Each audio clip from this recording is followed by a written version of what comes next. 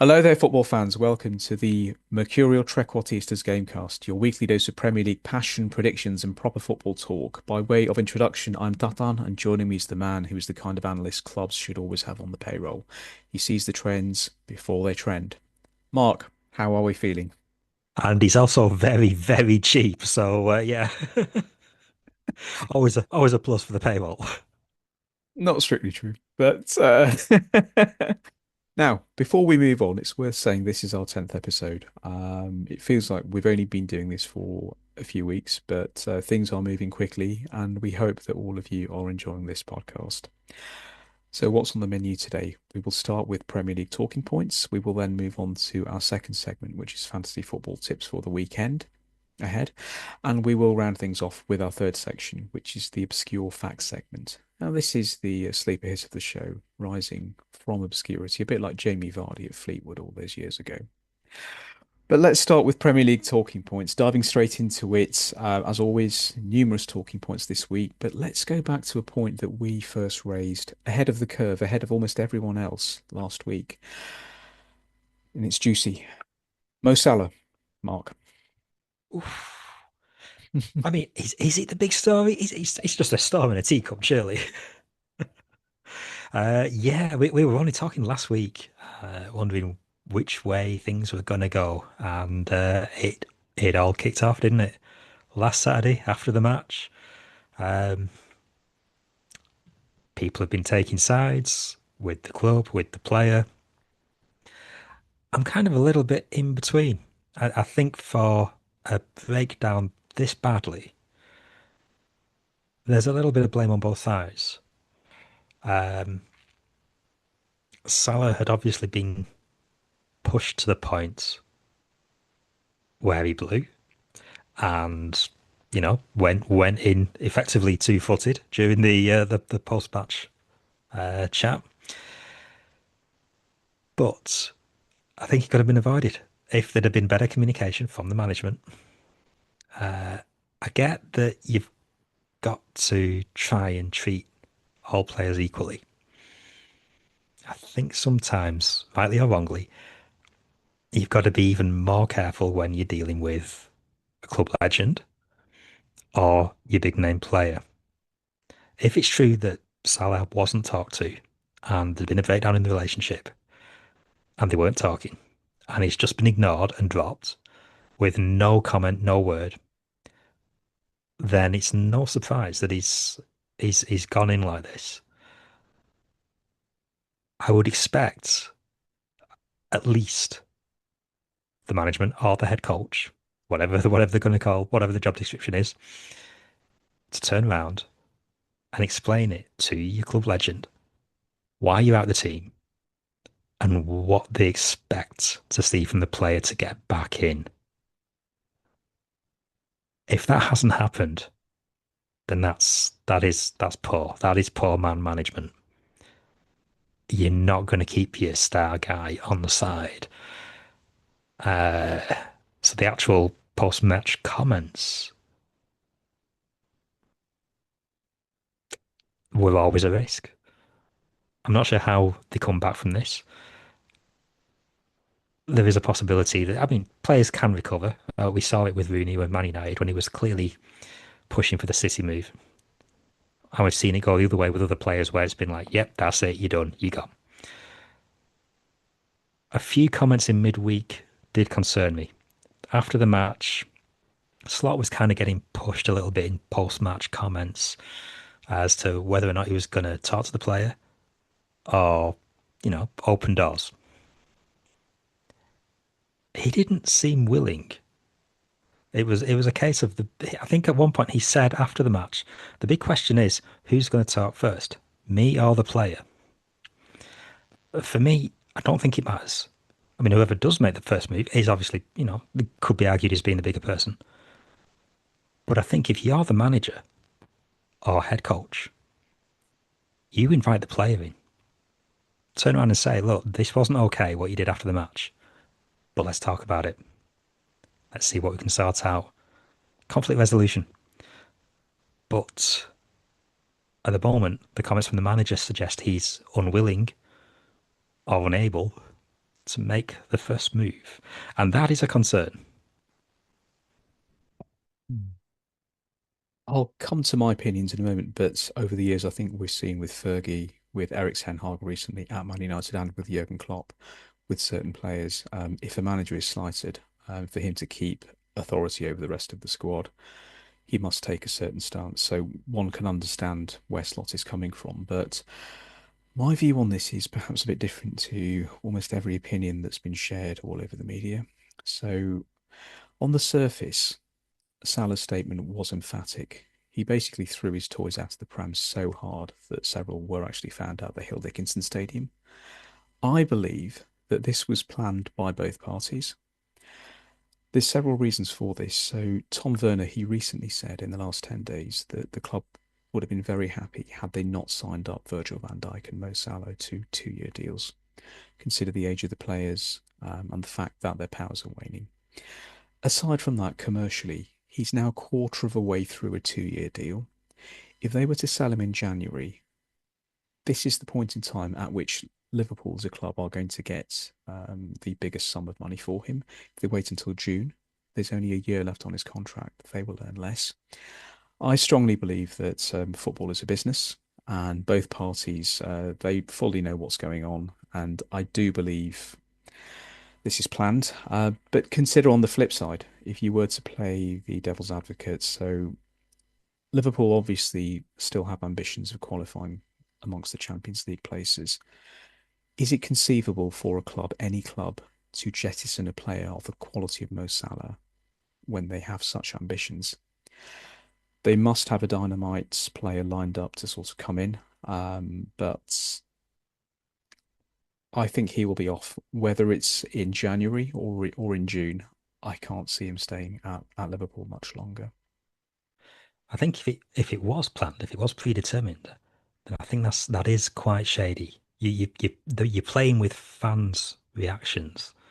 I mean, Mm, it has backfired in the way that it's been dealt with in the media since. I mean, some of the stuff that's come out from ex-players and some of the TV channels uh, trying to be revisionist and diminish his achievements with the club just because of this incident mm, um, isn't okay.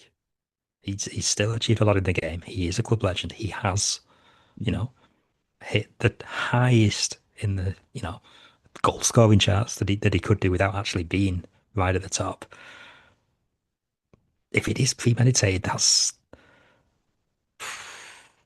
a huge, huge gamble.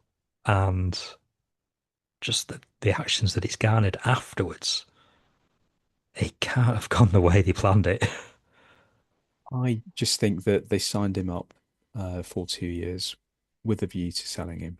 And I've said it before that football is a business, pure, sort of plain and simple. All the club are going to be thinking about is how much money can we recoup, and can we get a player in who can score the goals that he has done in recent years and take us into the Champions League again.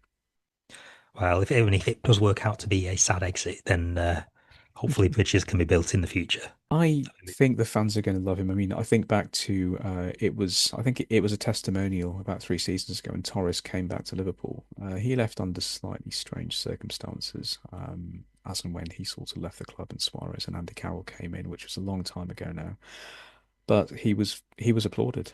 The cop Yeah. just like broke out into applause. And I think if Mo Salah does leave, and he will come back, testimonials, other appearances, because I think since Ian Rush, he's perhaps the greatest scorer that the club have had.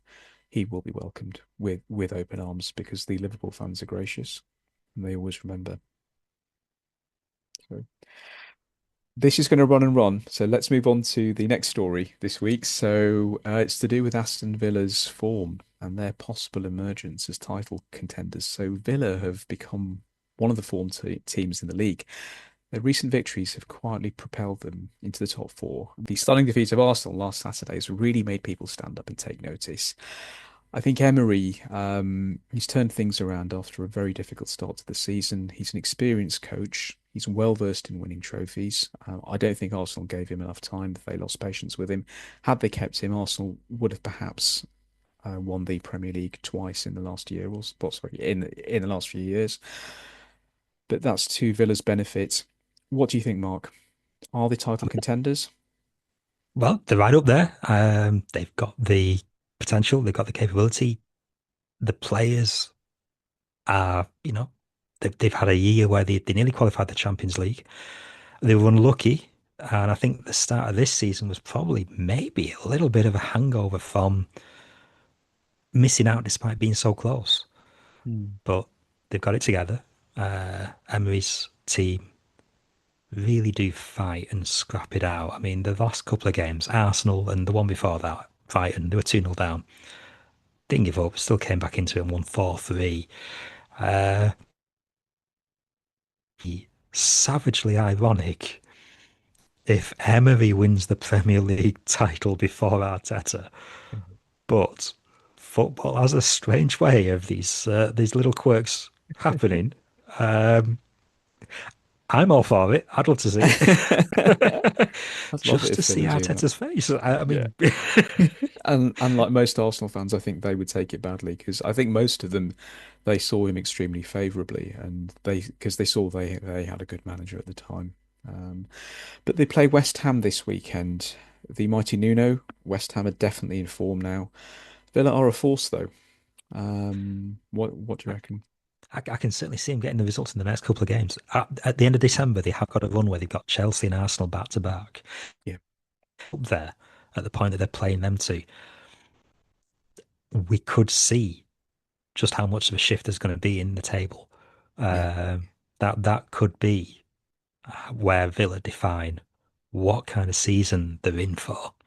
Because if they get results in them two games, going into January, and you're in with a shout, Leicester did it. Leicester did it off momentum. Villa will have some serious momentum behind them. I think it's like two defeats in what, 14, two defeats in 14 or two defeats in 16. that's I mean, amazing. that is Really good. league challenging form. There's every chance there. Well, good luck to them. They are playing well, and let's see how things go for them. But I do think perhaps Villa, City, and Arsenal, we are seeing the start of a breakaway from the rest of the pack. So the likes of Chelsea, Newcastle, Spurs, and Liverpool, those three are breaking away at this point. So perhaps, well, things are always clearer after Christmas because there's just a glut of games that we see, and let's see how things lie in the first week of January. Yep. We move on to story number three. So it's about Johan Wissa, who's a bit of a favourite in our fantasy football mini league that Mark and I are part of. So he joined Newcastle in the summer after quite a few really productive years at Brentford. But he's only recently debuted for Newcastle due to an injury suffered shortly after joining them. Now, Wissa is a proven goal scorer in the Premier League, and he has been for several seasons. I believe that his return it boosts the attacking threat for Newcastle, especially as the club look to climb the table and compete for the European spots. What do you reckon? Well, never mind Newcastle missing him. I think my fantasy football team missed him from last year. So yeah, it'll be good to see how he progresses through the rest of the season. It could be just the boost that Newcastle need as well. Looking forward to seeing Wissa in the Champions League and seeing how he does there. But Yes, yeah, agreed. quality player, and yeah, any team would be happy to have him on the team sheet. So yeah, Yeah. see Mm, what damage he can do for the yeah. tune. But they are really well stacked up front. So if you think about Murphy, Gordon, Altameda, and now Wissa, so he's making an already strong attack even stronger. And if you think about how solid they can be at the back, they have a really good midfielder in Tonali this season. He's been in fantastic form. So I think they could have a real purple patch over Christmas. And then, yeah, a bit like Villa, sort of watch this space, see where they are Yeah. in January. It will be very, very interesting. I mean, but I don't think any team wants to face Newcastle at the moment. No, I mean they've had a few sort of results where you sort of wouldn't expect them to trip up. Mm. The away record's generally been a little shaky, and they've unlucky to not hold on to the win in midweek in the Champions League. But yeah, we've been saying for weeks The Premier League table is so tight. Any kind of run, even a 3 game run, is going to shoot anybody right up the table. Um, it really is a season where everybody can beat everybody. Mm. So yeah, see what happens over Christmas. Again, I think they're going to have a situation where, depending on the results through December, where they land in the league by the time we get into January, could be make or break. Set them up for another running for the top four, or yeah, or maybe close closing in on Europe certainly, but a lot to be excited about seeing Wissa back on the pitch. Agreed. Agreed. Well, there you have it. So, roughly as many divided opinions and the same level of controversy as a handball that just hit its sleeve. We will, of course, keep an eye on these stories in the weeks ahead. But if we move on to our second segment, which is the fantasy football section, Mark, please kick us off. Well, this week I played Highland FC, but won. I haven't had many league wins this season, but when I have, they've been at the top of the league. So yeah, this season, this week, I took down the second place team, and I think you took down the first. If I Did. looked at the table right, Yes, I it's did. a Trecatista's double there. Indeed, I didn't realize until Monday evening. But yeah, so it was wins for the pair of us, which is rare. It has been a tough season, but there's some real quality in our mini league. Yeah, Everyone's good. In a way, it's a bit like the Premier League that almost any team can beat any team on their day. yeah. It's So highly competitive, isn't it? It's very yeah. tight. I think I nearly had a disaster though because I wanted to play a chip this week, and I wanted to get Pickford in, and I was going to play bench boost. But getting Pickford in meant I would have been taking a -4 hit. But I Hmm. thought, well, it'll cancel out. Extra players on the bench doesn't matter. Doesn't matter. Um, what I didn't realize was I was trying to get this done at pretty much close to 11 o'clock deadline on match day, and then the screen just went. And I'd Yeah. done the transfer for Pickford, Hmm. Yeah. but I hadn't played the chip, so it looked at one point like I was taking a -4 without playing a bench boost. Wow. Yeah. Luckily for me, the 11 o'clock thing, it didn't count the transfer, so it didn't go through. Yeah. The bench boost wasn't played, and as it turned out, it didn't matter. So you've got that in reserve for the future. So that's great. Yes, yeah, Yeah. it might be. It might be chip after chip after chip because I think I've got 3 chips left, and there's only what, maybe 3, 4 game weeks before the end of the year before they reboot again. So I've got to use Yeah. them or lose them. I've not changed my team in about 7 weeks, except for Gabriel, who's injured. So I had to take him out about 3 weeks ago. So I've racked up. You know how if you don't transfer a player, it sort of carries over. So I've got 5 transfers in the bank, and I don't know what to do with them. I mean, for the first time all season, the team seems fairly well settled, but I can have a think about it. But with regards to the fixtures for the week ahead, I've just picked out a few, and I'll just sort of share a few thoughts. So Chelsea versus Everton on Saturday. I think for Chelsea, Cole Palmer, he's the sort of most reliable attacking option. So Palmer for creativity and goals. But Everton are really good at clean sheets, especially away from home. So I Yeah, think they may well deliver a clean sheet here. So pick accordingly. And then Arsenal versus Wolves. I mean, Wolves at the Emirates, it's yeah, just saying it's impossibly tough is really sort of making a massive understatement. Arsenal are going to do well. Let's that's just it. It's be. 1-0 Wolves now. But I think in this game, Saka is going to have a ball. So maybe have him as the captain or even the triple captain if you want to score a few extra points. And any of the Arsenal defenders, we expect them to sort of score highly and possibly the goalkeeper as well, David Raya. And then Crystal Palace versus Man City. Mark, I'm sorry, I just need to mention Haaland just for a couple of minutes here. who, So who is this who, Haaland? who is this I've Haaland? Yeah, never heard of him. yeah. What Alf-Inge Haaland are we talking about, or perhaps the son of? But He's got no. a son. But Haaland, as always, he's the other captaincy contender. And but Crystal Palace are in fine form. They are so strong in defence. They are playing at home, and Mark Gahey is the form defender in the Premier League. Haaland might not score or do that well even this week. So if you are thinking about a captaincy for Saka, who I just mentioned in the Arsenal game, that would be my recommendation. Foden's also a strong pick. He's in good form as well. I think in recent years, he plays well for like one or two games, and then he dips again for like another two or three games. But he is getting older now, so perhaps he is going to hit a bit of form and score highly over a period of weeks. And then finally, the Tyne and Wear derby. So Sunderland versus Newcastle. But seeing as they're playing out the stadium, like, is it the Wear and Tyne derby? I don't know. But I think this one's got draw written all over it. I'd avoid defenders from both teams and possibly a Newcastle striker. Who should we go for? Let's go for Wissa. I'll tell you what, having come back into the team, if he scores an equalising goal or even the winner, that boy's going to be a hero. I think the five transfer thing, I think it might be something to do with AFCON. I think this year Premier Ah, League, right. Okay. Fantasy League have put in a five transfer window for the week that AFCON hits, Hmm. just so people aren't penalised for selecting African players before they go off to the countries. Yeah. So yeah, I think I've got five as well. Okay. Brilliant. So Yeah. I feel like this. I thought it was going to be next week, Yeah. but if you've got five and I've got five, It I'm must be thinking to the that. right, Yeah, it yeah. must be this week. Yeah. But even prior to that, I mean, I haven't changed my team in weeks, so I just assumed it was, all these transfers that have just racked up. So, Yeah, oh, I, I've I got think five. generally it gets to two and then it caps. Oh, okay. Right. Yeah. So yeah.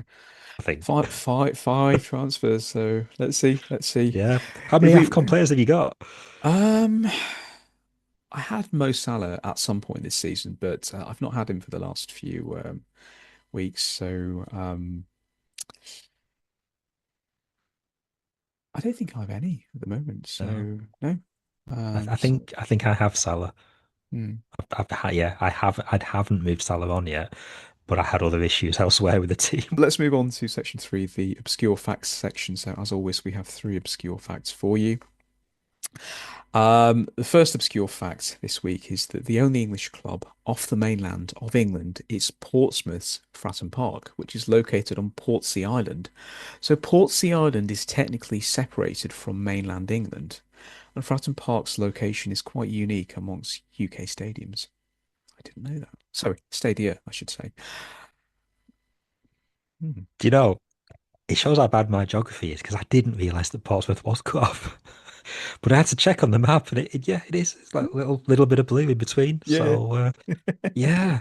Um I didn't do that bad at geography, but obviously we didn't do Portsmouth in the exam, otherwise I would have had it. Yeah, I used to like geography at school as well. Well, at GCSE anyway, so I didn't study it after that. But yeah, it's just an obscure fact. But moving on to the second one. So this is about Fernando Torres and Diego Simeone. So Torres was Simeone's captain at Atletico Madrid before Simeone became his manager. So Torres led Atletico as captain during the playing days of Simeone. I can remember this. So I'm pretty sure he was handed the captaincy at a very young age. He was either 19 or 20. It was almost unheard of for a big club, but they made that choice, the coach at the time.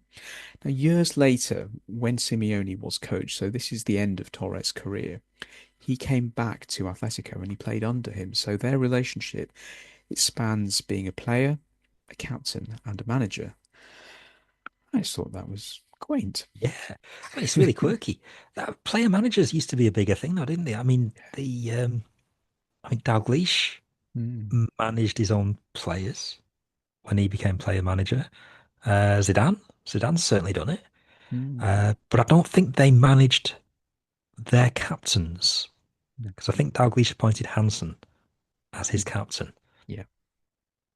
and none of the previous captains were still in the team at the time.